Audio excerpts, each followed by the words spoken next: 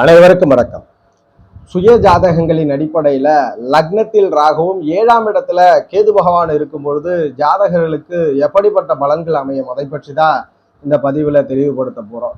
ராகு அப்படின்னு சொன்னதுமே நம்ம ஞாபகத்துக்கு வர்றது போகக்காரகர் எந்த பாவத்தில் அமர்கிறாரோ அந்த பாவத்தை பெரிதுபடுத்தி கொண்டே இருக்கக்கூடிய ஒரு கிரகம்.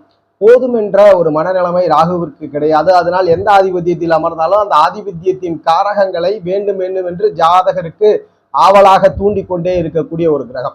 இதற்கு நேரெதிரான கிரகம் கேது பகவான்.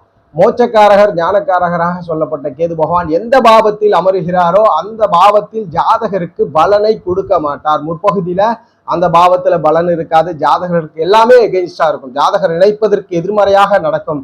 காரணம் என்ன அப்படின்னா, கேது பகவான் ஜாதகர்களுக்கு ஞானத்தை கொடுக்க கடமைப்பட்டவர். ஒரு மனிதனுக்கு ஞானம் என்பது அனுபவத்தின் மூலியமாகவே கிடைக்கும். அதனால கேது எந்த பாவத்தில் அமர்ந்தாலும் அந்த பாவத்தை முதலில் டாமினேட் செய்வார். அந்த பாவத்துல ஜாதகர் எதை வேண்டும் என்று நினைக்கிறாரோ அதை கிடைக்காத நிலையை கொடுத்து பிற்பகுதியில் உண்மையான தன்மையை, அந்த பாவத்தின் உண்மையான தன்மையை ஜாதகருக்கு கொடுப்பார். இதுதான் காரகங்களின் அடிப்படையில. அந்த வகையில ராகு பகவான் லக்னத்தில் இருக்கிறார். லக்னம் என்றது ஒரு ஜாதகருக்கு ரொம்ப முக்கியமான ஒரு பாவம். ஜாதகருடைய எண்ணம் செயல்பாடுகளை குறிக்கக்கூடியது. ஜாதகருடைய பண்புகள் லக்னத்தில் முடிவாகிறது. ஜாதகருடைய வலுவும் லக்னத்தில் முடிவாகிறது. அந்த வகையில ராகுவா இருக்கட்டும் கேதுவா இருக்கட்டும், வீடு கொடுத்த கிரகம் ஸ்தான வலுவோட இருந்தா அந்த கிரகம் உறுதியாக பலனை இன்னும் அதிகம் செய்யும், இன்னும் அதிகமாக வலுவாக செய்யும். அந்த வகையில லக்னாதிபதி உங்களுடைய ஜாதகத்துல ஆட்சி பெற்ற நிலையோ, உச்சம் பெற்ற நிலையோ, நீசபங்கம் பெற்ற நிலையோ, வர்க்கோத்தமம் பெற்ற நிலையோ, திக்பலமோ ஏதேனும் ஒரு வகையில ஸ்தான பலத்தோட இருந்து விட்டால் அந்த ஜாதகம் கண்டிப்பாக ராகு வலுவா செய்ய போகிறார். அதுபோல கேதுவும் தன் காரகங்களை வலுவாக செய்ய போகிறார். இந்த வகையில லக்னத்தில் ராகு இருக்கிறார் அப்படின்னா முதல் விஷயம், ராகுவை சுபர்கள் தொடர்பு கொண்டிருக்கணும். கண்டிப்பா சுபர் தொடர்பு ராகுக்கு வேணும். ஏன்னா போகக்காரகர். அதுபோல வேண்டும் வேண்டும் என்ற ஆவல், வேண்டும் வேண்டும் என்ற ஆவல் நேர்மையான வழிகள்ல இருந்துட்டா பிரச்சனை இல்லை. தவறான வழிகள்ல இருந்தா தான், சட்டத்திற்கு புறம்பான வழிகள்ல இருந்தா தான் ஜாதகருக்கு தண்டனையை பெற்று தரார். அந்த வகையில லக்னத்தில் இருக்கக்கூடிய ராகுவை குருவோ சுக்கிரனோ புதனோ தொடர்பு கொண்டிருக்கணும். பார்வையினாலோ, அவருடைய நேரடி பார்வையோ அல்லது சிறப்பு பார்வைகளினாலோ தொடர்பு கொண்டிருக்கணும். அதுபோல ராகுவை தொடர்பு கொண்ட கிரகங்கள் எப்பொழுதுமே ஒளி பொருந்திய நிலையில இருக்கணும். இதை எப்படி பார்க்கலாம்னா, குளிர்காலங்களில் கிடைத்த வெந்நீரை போல இருக்கணும். வெயில் காலத்துல வெந்நீர் கிடைச்சாலும் பிரயோஜனம் இல்லை. குளிர்காலத்தில் கிடைக்கக்கூடிய வெதுவெதுப்பான வெந்நீரை போன்று ராகுவோடு தொடர்பு கொண்ட கிரகங்கள் ராகுவிற்கு ஒளி கொடுக்கணும். ஒளி கொடுத்துச்சுன்னா கண்டிப்பாக அந்த ஜாதகருக்கு லக்ன ராகு நேர்மையான வழிகள்ல செயல்படுத்த போறாருன்றது அர்த்தம்.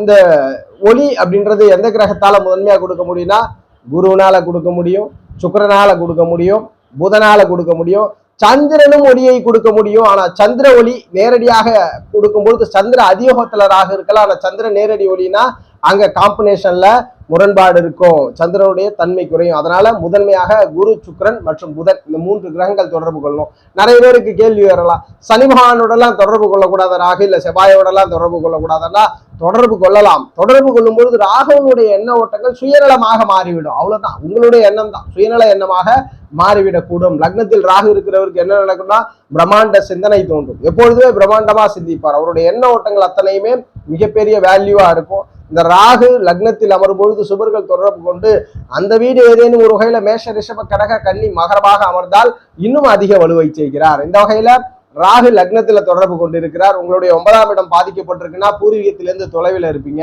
வெளிதூர வாழ்க்கையில இருப்பீங்க, வெளியில சென்று பயணப்படுவீர்கள். சுபரோடு ராகு தொடர்பு கொண்டவர் மிகவும் யூனிக்கா டெக்னாலஜியை கத்துக்கொள்ளக்கூடியவரா இருப்பீங்க. லக்னத்துல ராகு இருக்கிறவர் படிக்கலன்னா கூட, 4ஆம் இடம் பாதிக்கப்பட்டிருந்தா கூட மிகப்பெரிய வித்தைகள் அப்கமிங்ல என்னென்ன டெக்னாலஜி இருக்கோ அத்தனை டெக்னாலஜி கையாளக்கூடியவராக இருப்பீர்கள். எக்ஸ்ட்ரா கரிக்குலர் ஆக்டிவிட்டிஸ் இருக்கும், வியூகங்கள் மீது அதிக ஈர்ப்புகள் இருக்கும். ஜாதகருடைய எண்ண ஓட்டங்கள் அனைத்துமே மிக பிரமாண்டமாக, தான் எந்த கடைநிலையில் இருந்தா கூட எண்ண ஓட்டங்கள் மிகப்பெரிய விசாலமாகவும் புது வியூகங்களை பற்றியும் ஜாதகருக்கு எண்ண ஓட்டங்களை கொடுத்துக்கிட்டே இருக்கும். அதுபோல் தனக்கு முக்கியத்துவம் கொடுப்பார். பிறரை விட தனக்கு அதிக முக்கியத்துவத்தை கொடுக்கக்கூடிய நிலையை இந்த ராகு லக்னத்துல இருக்கும்போது கொடுக்குது.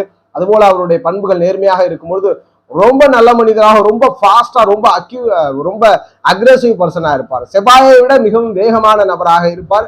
புது விஷயங்களை கற்றுக்கொள்வதில் ஆர்வம் அதிகமாக இருக்கக்கூடிய ஜாதகராக இருப்பார். நேர எதிரில் 7ஆம் இடத்துல கேது இருக்கிறேன்னா, ராகுவும் கேதுவும் 180 டிகிரி பாகைக்கல்ல இருக்கு. ஒரு புறம் அதிகம் இருந்தால் மறுபுறம் குறைத்து இருக்கும். அந்த வகையில கேது 7இல் இருக்கும் பொழுது பார்ட்னர் லேட்டா உருவாகும், திருமணம் லேட்டா ஆரம்பிக்கும் ஜாதகருக்கு. ஏன் கொடுக்குறாருன்னா உண்மையான பார்ட்னரை பற்றின புரிதல் கொடுத்த பிறகுதான் கேது திருமணத்தை ஏற்படுத்தி கொடுக்கும். அதுபோல நண்பர்களும் குறைவாக இருப்பார்கள். இருக்கக்கூடிய நண்பர்களின் மூலியமாக முற்பகுதியில் ஆதாயம் குறைவு. எல்லாருக்கும் ஒரு சந்தேகம் வந்தலாம், ராகு கேது லக்னத்தில் ராகு 7ஆம் இடத்துல கேது இருந்தா கேது ஏதேனும் தோஷம் தராரா, கேது தடைகள் தராரா, அதுக்கு ஏதாவது பரிகாரம் பண்ணுமான்ற கேள்வி அதிகமா இருக்கு.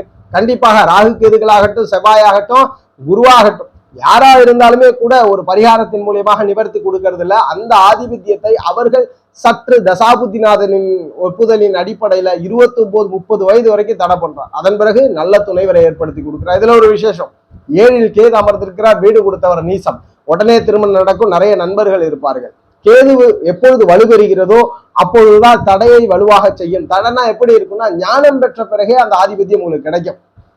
பார்ட்னர்னா என்ன, துணைவர்னா என்ன அப்படின்ற உண்மையான புரிதலுக்கு பிறகு நல்ல துணைவரை ஏற்படுத்தி கொடுக்கும். கேதுவிற்கு வீடு கொடுத்த வலுவே இல்லைன்னா கேது தடைகளை செய்ய மாட்டார், உடனடியா திருமணம் நடக்கும், உடனடியா நிறைய நட்பு வட்டாரங்கள்லாம் கிடைத்து விடும். அப்ப 7ல கேது பகவான் துணைவர்கள் மற்றும் நட்பு வட்டாரங்கள் கூட்டாளிகளை தடை பண்ணுது. அதே போல கூட்டாளி பிசினஸ் பண்ணக்கூடாது, கேது 7இல் வலுத்து இருக்கிறார், கூட்டாளி பிசினஸை தவிர்த்துக்கணும் அப்படின்றது தான் ரொம்ப முக்கியமான விஷயம். இப்ப லக்னத்தில் ராகு உங்களை பிரம்மாண்ட சிந்தனையோடு பிரம்மாண்ட எண்ணெய் ஓட்டத்தோடு சமூகத்துல பெரிய நபராக உங்களை எண்ண ஓட்டங்களை கொடுத்து கொண்டே இருக்கிறது. 7ஆம் இடத்துல கேது பங்கு பரிவர்த்தனை கூட்டாளிகள் ரீதியான உண்மையான நாலேஜை கொடுத்துக்கிட்டு இருக்கிறார் கேதுவை பொறுத்த வரைக்கும். அதனாலதான் நம்ம மோட்சக்காரகர் ஞானக்காரகர் என்று கேதுவை வரையறுக்கிறோம். இந்த வகையில லக்ன ராகுவும் 7இல் கேதுவும் கண்டிப்பாக ஜாதகருக்கு அதிகமான மக்களின்மை பற்றின புரிதலை கொடுக்குது, ஜாதகருக்கு சிந்தனைகளை அதிகமாக கொடுக்குது, வேகத்தை அதிகமாக கொடுக்கிறது, சிந்தனையில என்ன டெக்னாலஜியோ அதெல்லாம் உடனடியாக கத்துக்கிற ஸ்கில்ல கொடுக்குதுன்றதை உறுதிப்படுத்துறோம்.